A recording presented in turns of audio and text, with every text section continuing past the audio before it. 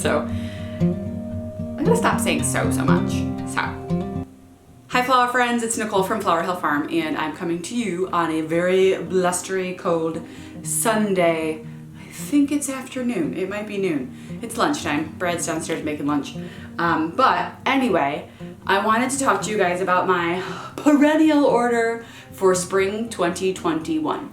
So several months ago, I'll look at my email to give you an exact date, Ednie Gloeckner comes out with their spring perennials, and you order them, 8 months in advance. So, and along with that, I knew I would want something. Do you know the specialty cut flower book that Dr. Alan Armitage released decades ago that is popular again, once again, now that flower farming is increasing in this country and more flowers are being grown in the United States? I went hunting and Dr. A sent me his perennial book, Herbaceous Perennial Plants. And it is like what specialty cut flowers is to cut flower growing. This is for perennials. It's extremely in-depth. I haven't been able to clearly read the whole thing. It's huge. It's got so much information. Like for instance, I just opened up to the columbine, which is the Aquilegia. I don't know how to pronounce that, but it's the official name for columbine plants. And I'm going to want to read this section intently because I have several species, several different varieties of columbine in my perennial order. But anyway, so if you guys are looking for something for perennials, and I know a lot of us are wanting to put more perennials in the ground, especially for those of us who live in the cold country. I'm flower farming in Upstate New York, Zone 4B, and we get down to, I think last year we had like -28 or something, to 26. We get down there. Some years are milder than others, just like anywhere else in the world, but to have a perennial in our zone that you're gonna know when the bloom times are, and you just learn so much of having a perennial that you kind of just put in the ground and let it do its thing. So anyway, I put my order in for Ednie Gloeckner. Let me grab my laptop. Oh, I wanted to talk about these. Sorry, get distracted. So Sunflower Steve, my friend, they kind of blend right in to the picture. So Sunflower Steve, he's been flower farming for 20 years in Wisconsin, and we kind of just have been talking a lot. He sent me a bunch of stuff that he cuts from his farm, and I have a list of everything that is in here that he sent me, and I'm gonna go over that with you right now. It is coned cedar, incense cedar, which has these awesome little blueberries. They're so adorable. I actually thought it was like juniper or something when I saw it. Red twigged dogwood, white pine, sumac heads, American bittersweet, and he thinks he put some Norway pine in here, which I think this is Norway pine. Yeah. So that's stuff that he does after the frost, which is awesome. I know I have some of this stuff growing naturally in my neck of the woods that I might venture out and see what I can kind of forage from my woods. But anyway, thank you, Sunflower Steve. I call him Sunflower Steve for a very specific reason, and I'm going to tell you guys about that some other time. But anyway, he does grow sunflowers. He harvests 2,500 sunflowers every morning in the season. So he supplies some major grocery chains in the Wisconsin area. He's got a couple of wholesalers that he sells to, and just really kind of nice to talk back and forth with him, and he gives me ideas, I give him ideas, we bounce off each other nicely. So thank you, Sunflower Steve. He sent me a bunch of stuff. He just sent me, I just put in the ground some Baptisia that he sent, and what else did you send me? Oh, the rattlesnake thistles. It starts with an E. Yep. It's that long word that I can't say. Okay. It's the rattlesnake little thistle heads. Globe thistle, yeah. But the proper name is long and I can't say it. All right, so let me make sure I'm on the internet, and I want to go over my, yes I am, yay, gmail.com. That's what I use. Now I have to search Dave Dowling in my email. Dave Dowling is the cut flower representative for Ednie Gloeckner. So if you order cut flowers through him, you're probably, or through Ednie, you're probably dealing with him. Perennial order, here it is. Okay, so is Gina messaging me? Gina. Okay. I ordered from him on July 13th, so it's a few months ago. And this will ship, my order is going to ship on March 23rd. So excited. Okay. So when you order wholesale from Ednie Gloeckner, and you can check out, you don't have to have a business license to check out their stuff. You do have to have a license in order to purchase from them. So, but they have their catalogs all listed in beautiful color, full color PDFs online. They have a PDF of all the varieties, and then they have a PDF of all the prices, and that doesn't have pictures. So that you look at the varieties and then you open up the price list and see that. Typically you're ordering in bags of 25 or 50 of each. You can't just go on there and say, I want one columbine. That's not how it works when you're buying wholesale. If you want to get the good prices, you have to buy in bulk. So that's what I did. So I ordered 25 each of the following. So I ordered 25 Aruncus, which is a goat's beard, but there are two varieties. I purchased Aruncus asthospholius. I don't know how to say these. And then I also purchased Aruncus dioicus. Now these are called, they're known as goat's beard, and they're awesome. My neighbor has one, Carol. She's an avid gardener. She's one of my huge influences in my life. She's 3 doors down, so she's on the other side of my cousin Lucas's house, and she was my neighbor growing up too, because I've lived on this stretch of road for most of my life.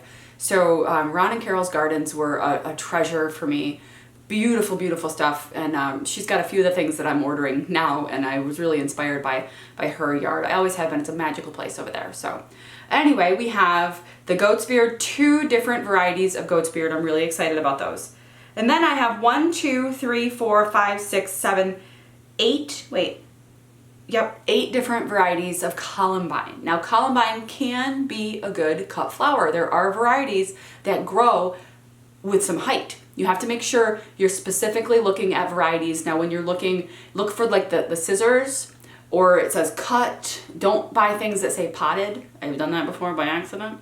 So anyway, I ordered Nora Barlow, Black Barlow, Blue Barlow, Bordeaux Barlow, White Barlow, William Guinness, Winky Double Blue, and Winky Double Rose and White. And these are all columbine varieties, and they are a little bit a shade lover. So I'm gonna be putting those like in the tree line of that. I accidentally put one out in full sun a couple of years ago and it fried. It was not happy.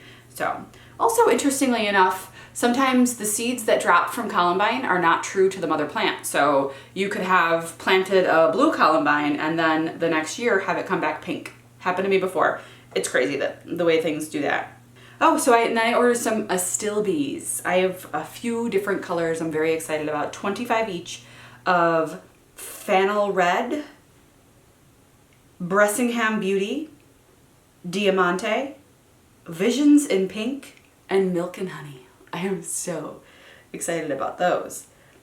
Okay, so then I did a little bit of I splurged a little bit on this next one. This is called Simicafuga Ramosa Chocoholic. So this is kind of like a spike plant where it throws these beautiful, and it has like a chocolate colored stem. Just really excited. This is one of the new offerings from Ednie this year too, and it was actually I think on the cover of their perennial catalog, and I needed it. It was a little bit on the pricier side, but I'm excited about it. So then I ordered some echinacea. I've got 50 of the just the purple coneflower, and then 25 double decker, which was really cool looking, and then green twister, which I'm excited about. I love having this green color in the bouquets. It's like a neutral, but it makes other colors pop. I absolutely love it. And then we have the white swan. I actually got 50 of the white swan too. I don't know. I don't always have the best luck with white flowers. A lot of times the bugs are attracted to them the most for some reason, but fingers crossed, we'll see. Okay, so we have, I also bought a mixed bag of hellebores. Hellebores are something that I fell in love with thanks to Laura from Garden Answer, has been going crazy planting them underneath her trees and stuff. They're also a shade loving plant. Lisa has them too, Mason Ziegler. So she has some under a tree, and they just grow, and you just cut them, and they're great. They're actually one of like the earliest blooms in late winter. So fingers crossed for that. I'm gonna put that in the tree line. Some heuchera. I got some heuchera mostly for my landscaping purposes, but you can also cut heuchera for cut flowers. We have, Lysimachia central. So it's basically loose strife. This is the goose loose strife stuff. Is it invasive? Probably. Is it on the banned grow list? No. My neighbor Carol also has this as well, and I fell in love with her patch of it this year. Just another one of those beautiful, spiky, just, I don't know. They add so much texture and interest into a bouquet. And as Dave Dowling said, there's no such thing as an invasive plant when it comes to cut flowers. So I got 50 of those, actually, 50 of those plants. And these are bare root, so these are not seeds. These are actual plants that are gonna come to me bare root in the spring. Okay, so we have phlox. I needed phlox, guys. I tried from seed this year. These are different from the annual phloxes. These are perennial phloxes. So phloxes, I love saying it, phloxes. So we have Sherbet Blend, Popeye, Bright Eyes, Blue Boy, and Danielle. Now these are going to go in the fenced in garden because I'm afraid that the deer are going to eat them, which can happen to anything, but don't want it. Okay, so then the last thing on my list, this is going to be a shorter video. The last thing on my list is liatris. So I have purchased 500 of the white variety and 500 of the purple variety. I have grown liatris before, and it does do well for me. You have to cut it at a certain time, a certain opening phase, because as soon as as they start to open up, the bottom ones start to die. So there's a trick to cutting it for cut flowers. This is something that I've grown a lot of, but never for sale. So I'm excited about this. Also, this is a perennial, yes, but I can stagger the plantings of them. So like I did with the lilies. So I can plant 100 and then another 100 and then another 100. That's what I'm gonna do. I think I'm gonna do 100 of each for each week for 5 weeks. Dave emailed me, Dave Dowling, from Ednie, and said that I can do that through early June. So plant for several weeks. No, I think he said he gave me a date. Mid-June. So that was good to know. But then the following year, if I leave them all on the ground, they're all gonna bloom at the same time. Just so you know. Just like the lilies, if you stagger them, leave them in the ground, they're all gonna come back at the same time next year, so. Oh, Dave also recommended that if I'm going to stagger my plantings, succession plant the liatris to keep the bulbs in the cooler, or in them. I don't know how they come. I'm assuming they're bare root. Anyway, he also recommended that I do a different variety than what I had originally started to purchase. So he's sending me the Floristin Weiss, which is the white variety. He says it's a larger size. It was a little bit more expensive, but he said it was worth the price. So thank you, Dave, always looking out. So that is my perennial order for 2021, and I know I'm going to be adding to it. I was actually thinking where my dahlias were this year, that I'm going to turn into a hydrangea field. I'm doing it. So I think I could fit, I don't know, we'll see. I'm gonna just do it. I have to do it. You know, sometimes I get really strong feelings about something. You guys do that? You know, just have this vision and say, well, yeah, that's it. Let's just do it. It's hard to find people who understand that. I'm not a waiter. Like, I don't like to wait. When I have an idea, I'm like, let's do it today. Like, right now, let's go do it. And I have a hard time explaining to people why that is. And I don't even know I don't know why that is. Is anybody like that?